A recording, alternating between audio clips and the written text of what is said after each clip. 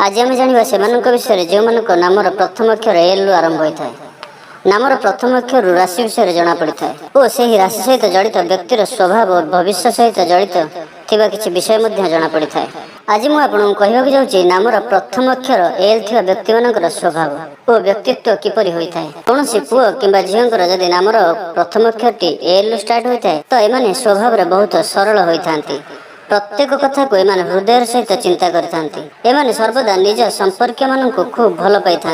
L letter थिबा व्यक्ति केवे भी कहार दुख देखि पारंती नाही। स्वभाव बहुत सरल और समस्त को भल पाइबा भली गुण थिबारु एमाने समस्तंकर प्रिय होइथांती। एमाने अल्परे संतुष्ट रहिथांती। एल अक्षर व्यक्ति माने समाज रे और परिवार रे बहुत ही मुख्य भूमिका रहिथांती। एमाने जुआड़े जाइथांती केवल हस ही बांटिथांती। एल लेटर थिबा व्यक्ति बहुत ही संवेदनशील होइथांती। एही स्वभाव कारणरू अन्यर दुख दूर करिया पई किछि ना किछि चेष्टा अवश्य करिथांती। एबे आसंतु जानिबा एमानको कैरियर विषय रे। प्रायतः एमाने बहुत बड़ हेबार इच्छा रखती नाही, किंतु एमाने जहाँ भी करिथांती सेथिरे सफलता पाइथांती। एमाने रचनात्मक होइथांती। साहित्य क्षेत्र रे एमानकर कैरियर भल होइथाय। मां लक्ष्मींकर कृपा एमानक उपर सर्वदा रहिथाय।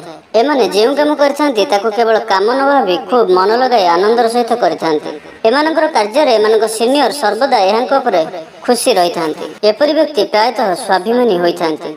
एमानकर चिंताधारा दार्शनिक होता है और प्रत्येक कथा को एक अलग ढंग से चिंता करिथांती। एमानक कथारे बहुत ओजन रही है, सेथिपई एमानकु सहजरे केही बुझी पारंती नाही। भल पाइबा विषय कहबा तो एमानकु मधुर और सरल कथा कहबा द्वारा एमानक हृदय को सहजरे जीता जाई पारे। आरंभ रे एल लेटर थिबा व्यक्ति माने खूब चतुर श्रेणी होइथुवा एमानकु केही सहजरे ठकी पारंती नाही। धर्म विषय रे एमाने सर्वदा सकारात्मक रहिथांती।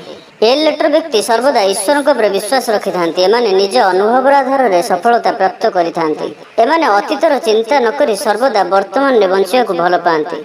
एमाने उच्च विचार संपन्न व्यक्तित्व और अनुशासन प्रिय होई थांती।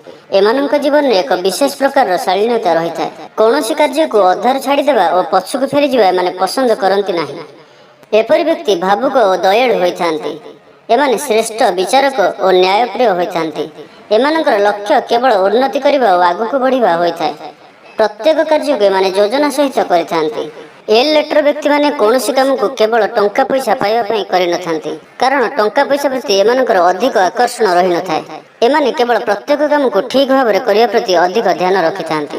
तो फ्रेंड्स आपने वीडियो टे जानले सेमानक विषय जो मानक नामर प्रथम अक्षर एल रु आरंभ होता है। तो फ्रेंड्स वीडियो जदि आपन भल लगी लाइक करंतु, कमेंट करंतु, वीडियो टी आपन फ्रेंड्स साथ शेयर